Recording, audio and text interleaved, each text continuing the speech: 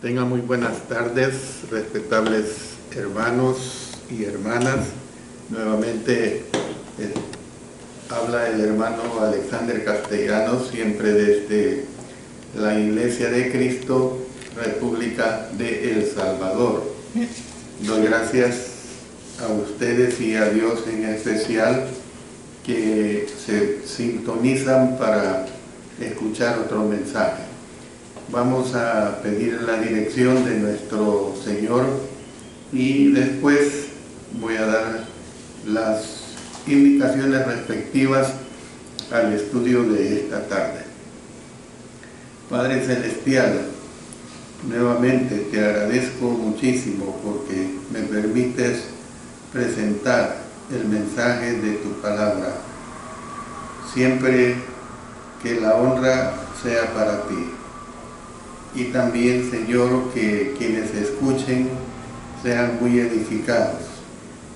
Y a mí ayúdame a través del Espíritu Santo a presentar un mensaje sencillo y entendible. En el nombre de nuestro Señor Jesucristo. Amén. Como siempre, este día también lo usamos para elevar oraciones a nuestro Señor. Si usted tiene peticiones, con todo gusto las puede hacer para tomarlas muy en cuenta.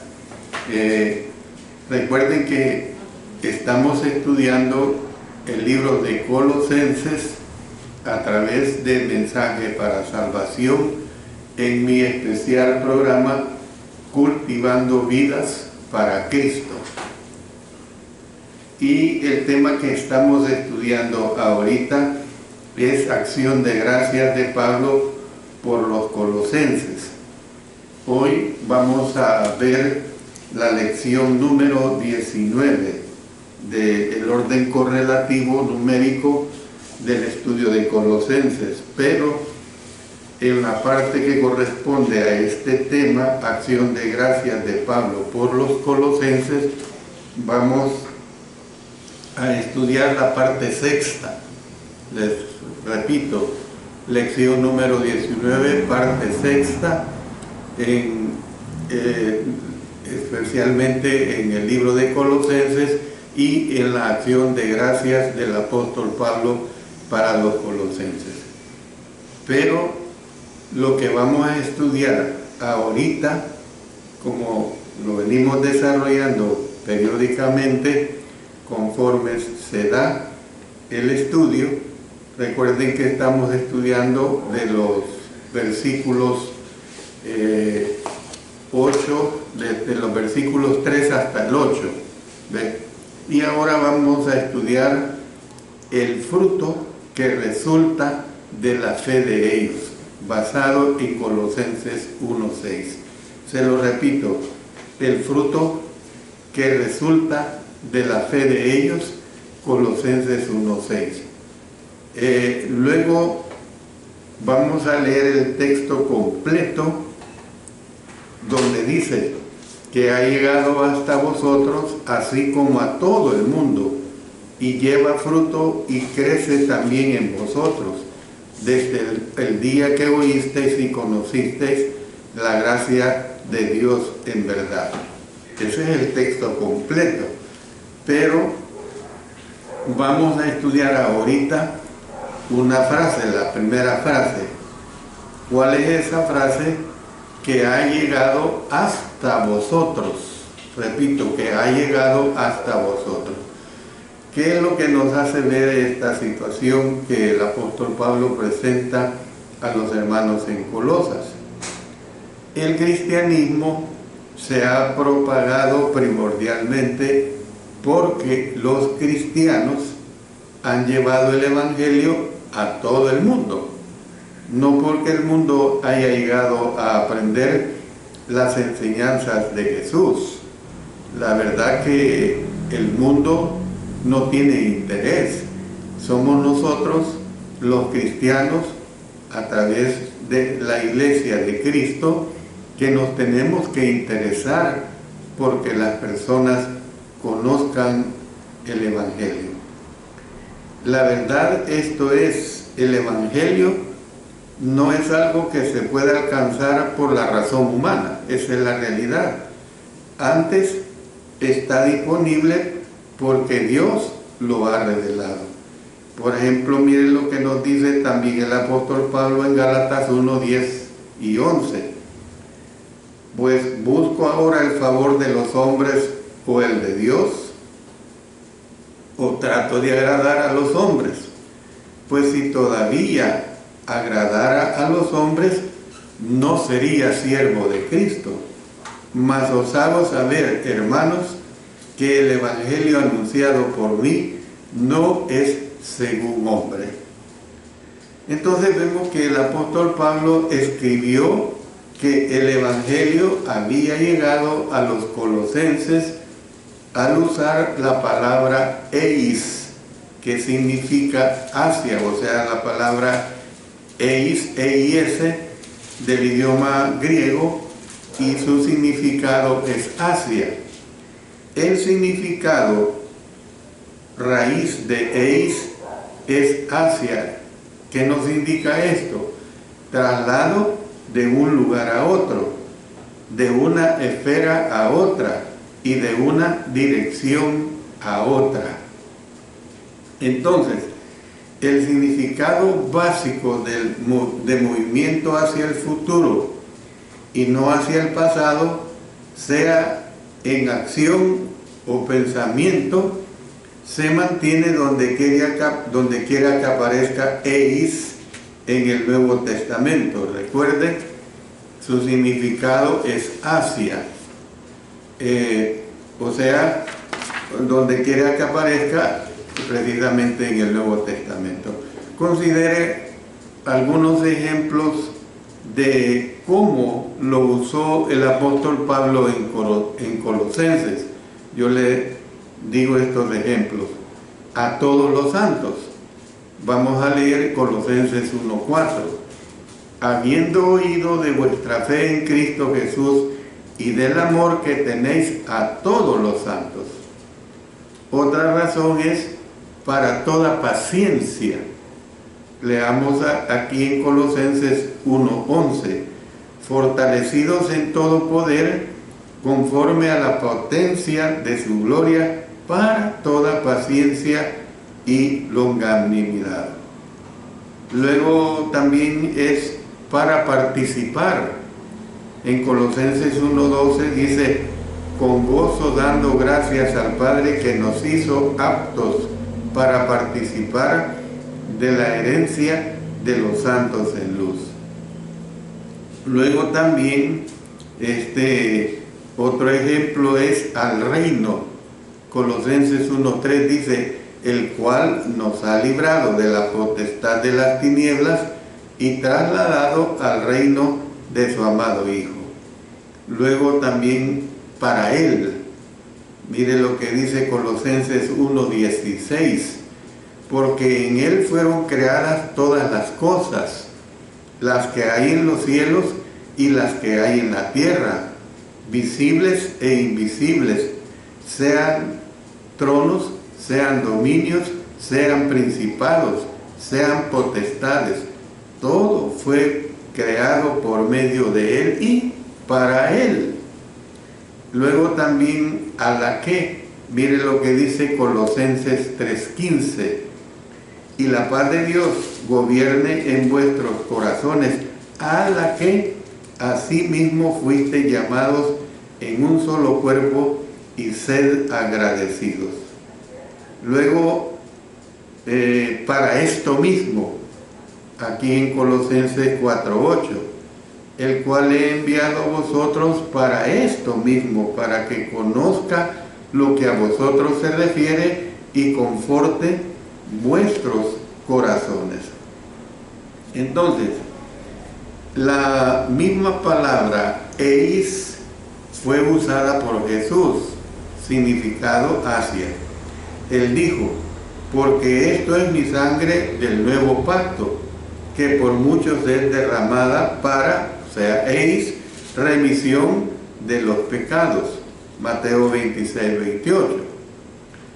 nosotros sabemos que su sangre fue derramada con miras hacia el futuro, con el propósito y con el fin de hacer posible el perdón de pecados. No se derramó con miras hacia el pasado, es decir, hacia pecados ya perdonados. Eis también aparece en una frase idéntica en Marcos 1:4. Dice así: bautizaba Juan en el desierto y predicaba el bautismo de arrepentimiento para perdón de pecados. Y luego en Lucas 3:3 dice, para eis, o sea, para perdón de pecados. Mire lo que dice Lucas 24:47. Y que se predicase en su nombre el arrepentimiento y el perdón de pecados en todas las naciones, comenzando desde Jerusalén. Por eso mire lo que el apóstol Pedro dijo ahí en Hechos 2:38. Pedro les dijo: arrepentíos y bautícese cada uno de vosotros en el nombre de Jesucristo, noten aquí, para, o sea, eis, para perdón de los pecados, y recibiréis el don del Espíritu Santo. Entonces, el arrepentimiento y el bautismo son para eis, el perdón de pecados, o sea, hacia, ¿verdad? Estas respuestas miran hacia el futuro y tienen como propósito recibir perdón. No miran hacia el pasado, porque entonces sería algo absurdo. No miran hacia el pasado, hacia un perdón que ya se hubiera recibido. La sangre de Jesús es la fuente, pues, que provee perdón para los que se arrepienten y son bautizados. El apóstol Pablo usó eis en muchos versículos aquí en Colosenses, desde el capítulo 1, capítulo 2, capítulo 3 y capítulo 4, se ve mucho esta situación. Y todas las veces que la usó, todos estos pasajes miran hacia el futuro. Ninguno mira hacia el pasado a una acción ya realizada. Entonces algunas personas proponen como excepción Mateo 12:41. Dice en Mateo 12:41, ellos se arrepintieron eis, la predicación de Jonás. Aún si esta fuera una excepción, no haría de Hechos 2:38 una excepción. Se argumenta que el pueblo de Nínive se arrepintió por causa de la predicación de Jonás y no con el fin de recibir la predicación de Jonás. En vista de que eis mira hacia el futuro, hay que entender bien esto, hermanos. En vista de que eis mira hacia el futuro, el significado del pasaje es que las vidas de ellos entraron en la reforma espiritual predicada por Jonás. Al ir pues en la dirección espiritual de Jonás, les señaló en su predicación, se pudo decir de ellos que se arrepintieron, o sea, eis su predicación, pues, se arrepintieron su predicación. Bueno, pasemos a la segunda frase de este versículo 6 de Colosenses 1. Miren, la segunda frase dice, así como a todo el mundo. Se lo repito, así como a todo el mundo. El Evangelio no era solamente para los colosenses, sino para todo el mundo, o sea, el cosmos, que tenemos la palabra griega con K al inicio, el cosmos.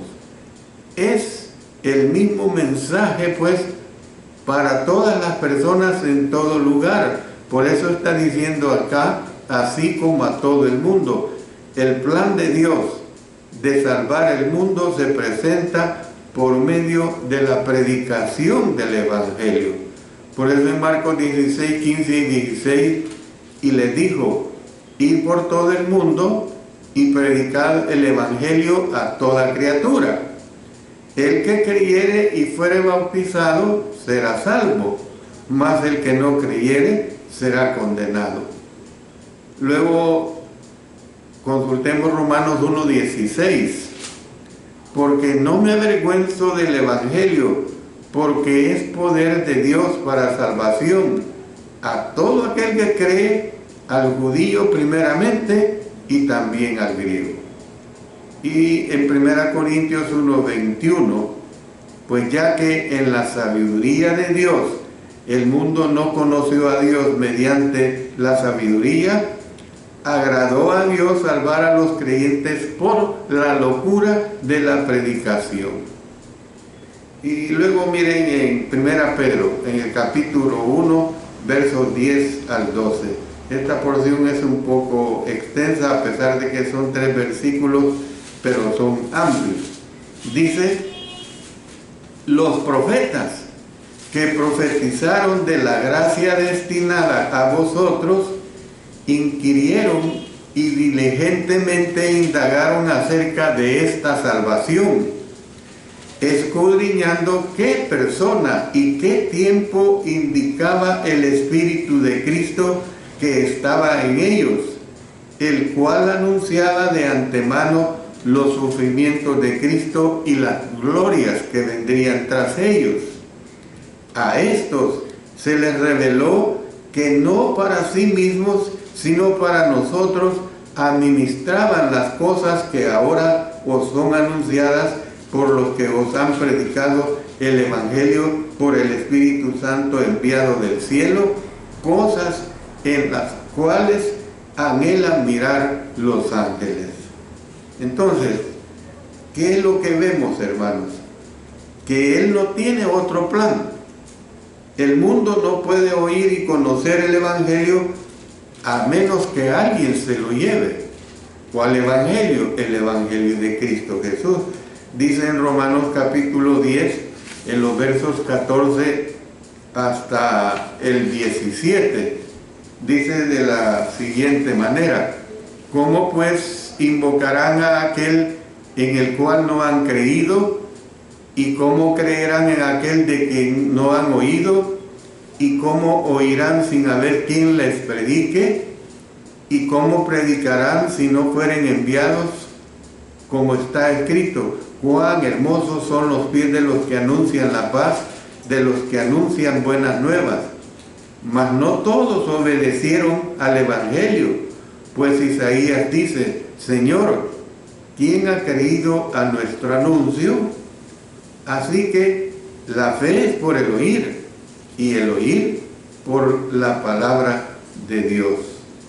Entonces, vemos nosotros que el uso que hace el apóstol Pablo de todo, en la frase todo el mundo, no necesariamente significa todo lugar sobre la faz de la tierra. El apóstol Pablo usó todo para referirse a todo el mundo romano. Por ejemplo, miren lo que dice en Romanos 1:8. Primeramente doy gracias a mi Dios mediante Jesucristo con respecto a todos vosotros, de que vuestra fe se divulga por todo el mundo. Lucas usó la expresión todo del mismo modo en Lucas 2:1. Aconteció en aquellos días que se promulgó un edicto de parte de Augusto César, que todo el mundo fuese empadronado. ¿Qué es eso de todo el mundo que fuese empadronado? O sea, todos los pertenecientes a ese ámbito en el cual era necesario el empadronamiento. En algunas impresiones de otras versiones se lee correctamente tierra habitada. En lugar de decir a todo el mundo, dice tierra habitada, para dar a entender en aquel tiempo que se refería al Imperio Romano. Pues había que ser específicos y entender pues que se refería especialmente al Imperio Romano. El Evangelio pues estaba siendo llevado a todo el mundo por muchos predicadores, no solamente por el apóstol Pablo. Un lector de Hechos puede recibir la impresión de que Pablo, o sea, del libro de los Hechos me refiero, puede recibir la impresión de que el apóstol Pablo fue el único que estuvo involucrado en el trabajo misionero fuera de la nación de Israel. Lucas limitó la segunda mitad del libro a el trabajo misionero de Pablo, pero esto no significa que el apóstol Pablo fue el único que predicó el Evangelio en el mundo gentil. Hubo otros predicadores llevando las buenas nuevas a diferentes partes del mundo. Por ejemplo, leamos en Hechos 11:19. Ahora bien, los que habían sido esparcidos a causa de la persecución que hubo con motivo de Esteban, pasaron hasta Fenicia, Chipre y Antioquía, no hablando a nadie la palabra, sino solo a los judíos. Entonces, la aseveración del apóstol Pablo en el sentido de que el Evangelio había sido predicado a todo el mundo, indica que había muchos otros, además de él mismo, que estaban ocupados en la proclamación del Evangelio por todo el Imperio Romano. Esa es una realidad. Y luego sigamos con este análisis que tenemos aquí en este versículo 6. Y dice, y constantemente lleva fruto y crece también en vosotros. Se lo repito, y constantemente lleva fruto y crece también en vosotros. El resultado de predicar y de vivir el Evangelio era que constantemente se producía fruto. La forma verbal griega que se usa aquí es la palabra karponuremón, que significa llevar fruto. Eso es lo que significa llevar fruto, denota energía inherente. O sea, este término descriptivo indica pues la fuerza dinámica que se nos presenta, la fuerza dinámica de productividad que resulta precisamente del Evangelio. El apóstol Pablo llamó el Evangelio el poder de Dios para salvación. Ahí lo dice en Romanos 1:16, porque no me avergüenzo del Evangelio, porque es poder de Dios para salvación a todo aquel que cree, al judío primeramente y también al griego. Entonces, la palabra de Dios es la fuente de productividad, según la explicación que da Jesús de la parábola del sembrador. En esta parábola, Jesús contó acerca de la semilla que se sembró en un campo. Y Jesús explicó que la semilla es la palabra de Dios. Miren lo que dice Lucas 8:11. Esta es, pues, la parábola. La semilla es la palabra de Dios. También se conoce como la palabra del reino. Dice en Mateo 13:19, cuando alguno oye la palabra del reino y no la entiende, viene el malo y arrebata lo que fue sembrado en su corazón. Este es el que fue sembrado junto al camino. Entonces, para que llegue a dar fruto, la semilla debe sembrarse.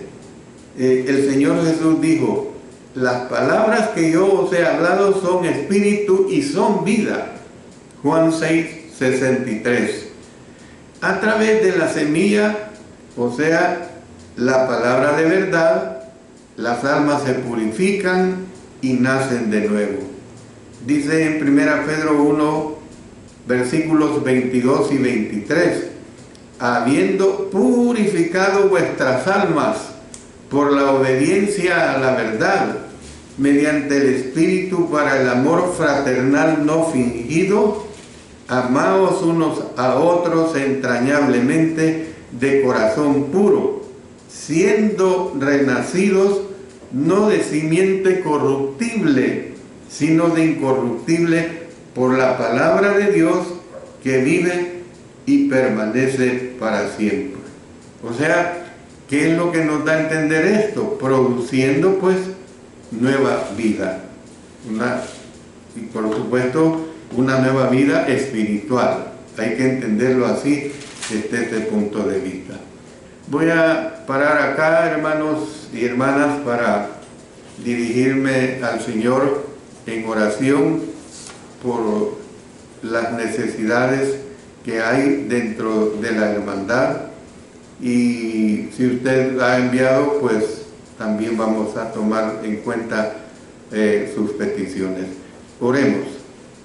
Nuestro Padre Celestial, estamos llegando ante tu divina presencia a través de nuestra oración, porque estamos convencidos que tú nos oyes.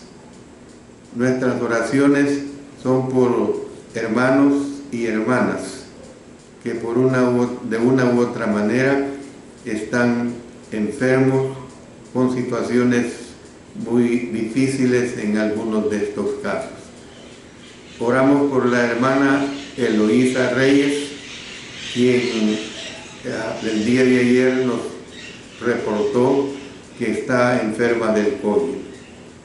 Oramos por el hermano Jorge Cantarero de la iglesia de Santiago de María, que recientemente ha sido operado de uno de sus ojos. También nuestra oración es por la hermana Ana Karina Ruiz, con tumor en un pulmón, por la hermana Reina Margarita de Sandoval, por el hermano Reinaldo Muñoz, que le aplicaron mal la vacuna y está con consecuencias, por el niño Jorgito García de 3 meses que padece de cáncer, también por la hermana Leticia Garay, que gracias a Dios está mejorando, por la hermana Carmen González, que se fracturó de su fémur, por la familia Cortés de la Iglesia de Cristo en el Tule, porque les ayudes en resolver sus situaciones familiares, por el hermano Ángel Pilataxi Medina, que padece de cáncer, por la hermana Marcela Chalco, que está fracturada de sus manos, por el hermano Jonathan Hernández de la iglesia de San Martín, que pueda recuperar una libertad completa, y también por su esposa, su niño, el negocio que ella maneja, por la hermana Ruth Medina, que tiene su mano fracturada, por la hermana Mayra Ondina de Flores, esposa de nuestro hermano Boanerges Flores, por los siguientes hermanos que están siendo tratados de diálisis: Alfredo Cardosa Valenzuela, Manuela Azucena, Ulises Morán, Teléforo Rodela. Ayuda, Señor, a todos ellos en su tratamiento. Por el hermano Amadeus, que se fracturó una rodilla y que está en reposo.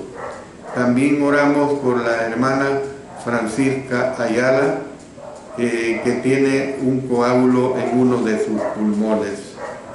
Y también pongo en tus manos, Señor, mi salud. Tú sabes que estoy padeciendo del fuerte dolor del nervio ciático. En tus manos pongo esta necesidad, esta petición de que tú me des la sanidad. Padre Celestial, todo esto lo hacemos en el poderoso nombre de nuestro Señor Jesucristo. Amén. Bueno, siguiendo con la palabra de Dios, que es la fuente de productividad, en el caso de la semilla material, nosotros sabemos que esta tiene factores limitantes de producción, tal como le sucede a la semilla espiritual. Yo explico. Para que la semilla espiritual sea constantemente productiva, ciertas condiciones deben reunirse. Yo le menciono al menos 5 condiciones. 1, la semilla debe tener vida en ella.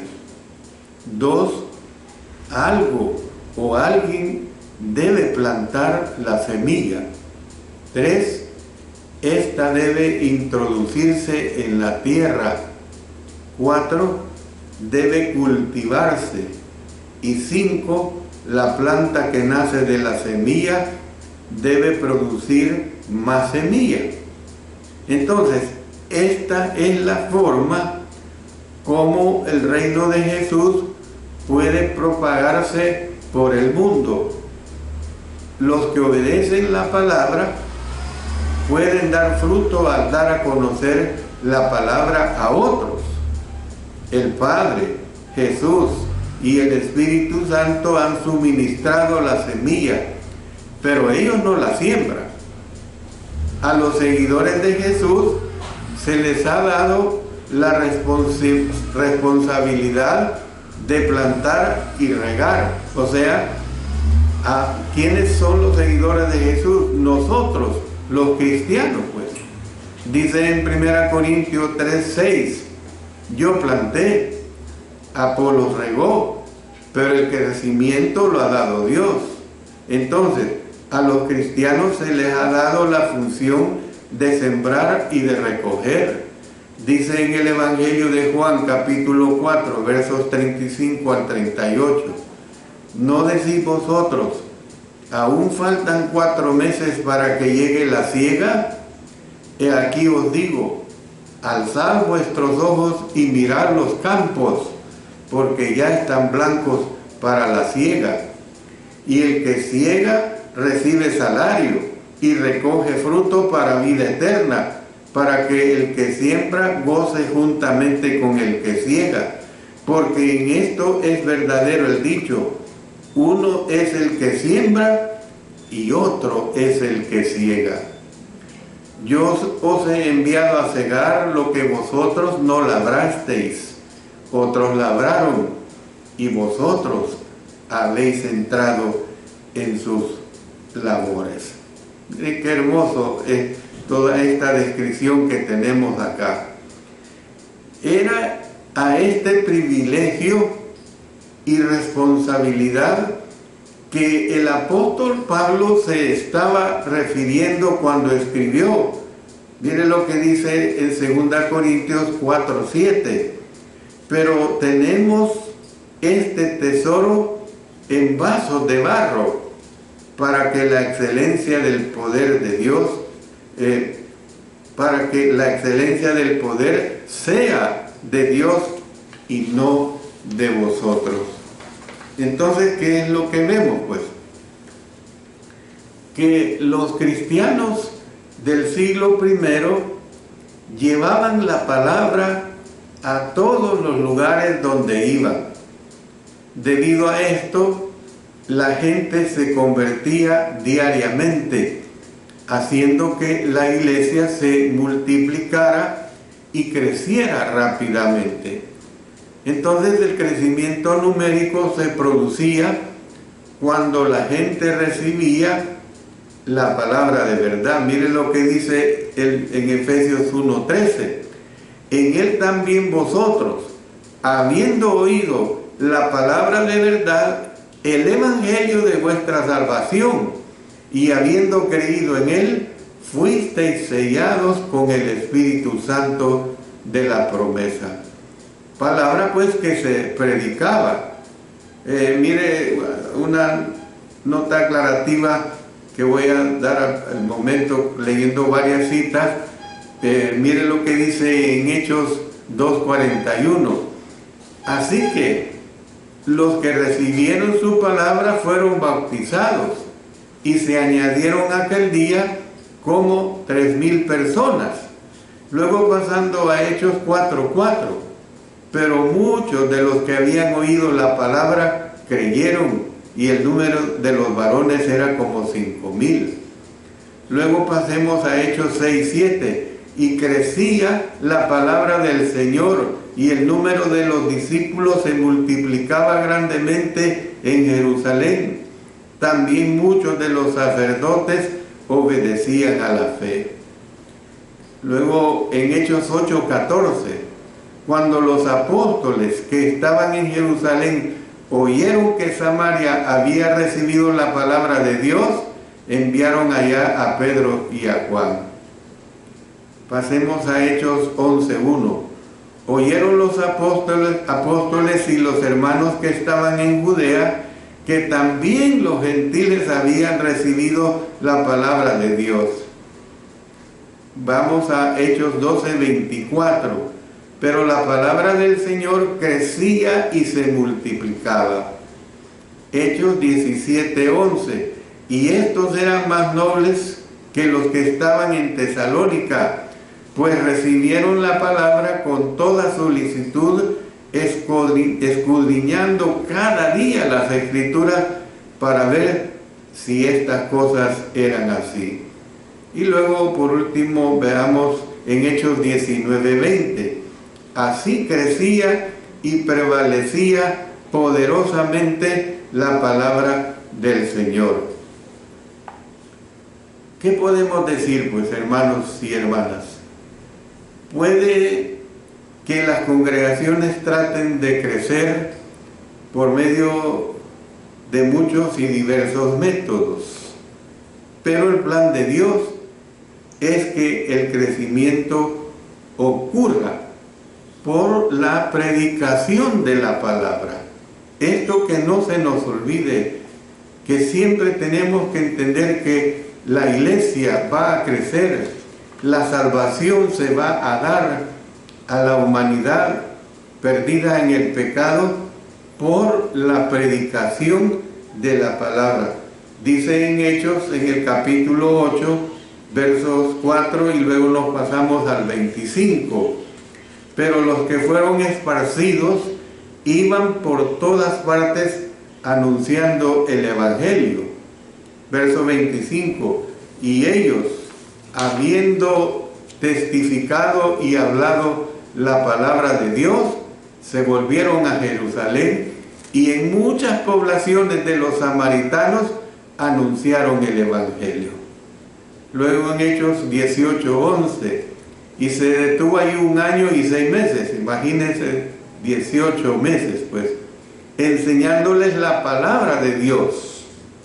Luego en 2 Timoteo 4:2, que prediques la palabra, que instes a tiempo y fuera de tiempo, redarguye, reprende, exhorta con toda paciencia y doctrina. La iglesia primitiva pues estuvo constantemente llevando fruto y creciendo, porque ella estaba continuamente dando a conocer la palabra de Dios a otros, pues. Entonces, el Evangelio no solo opera en lo profundo del fuero interno, sino que está creciendo constantemente en cuanto a su influencia. En la providencia de Dios, estos dos crecimientos están vinculados. Es normalmente por la productividad que se da en un individuo que el Evangelio llega por medio de tal individuo a otros, de modo que la profundidad de la santidad es correspondida por un crecimiento en el impacto del Evangelio sobre otras vidas. Entonces, ¿qué es lo que vemos? El fruto que se menciona podría incluir dos clases diferentes: fruto numérico y fruto espiritual. El fruto numérico se refiere a personas que son llevadas a Cristo. Por ejemplo, miren lo que dice el Evangelio de Juan, capítulo 4, versos 34 hasta el 36. Jesús les dijo: mi comida es que haga la voluntad del que me envió y que acabe su obra. ¿No decís vosotros, aún faltan 4 meses para que llegue la siega? He aquí os digo, alzad vuestros ojos y mirad los campos, porque ya están blancos para la siega. Y el que siega recibe salario y recoge fruto para vida eterna, para que el que siembra goce juntamente con el que siega. Luego en el Evangelio de Juan 12:24, de cierto os digo, que si el grano de trigo no cae en la tierra y muere, queda solo, pero si muere, lleva fruto. En el Evangelio también de Juan, en el capítulo 15, versos 8 y 16, en esto es glorificado mi Padre, en que llevéis mucho fruto y seáis así mis discípulos.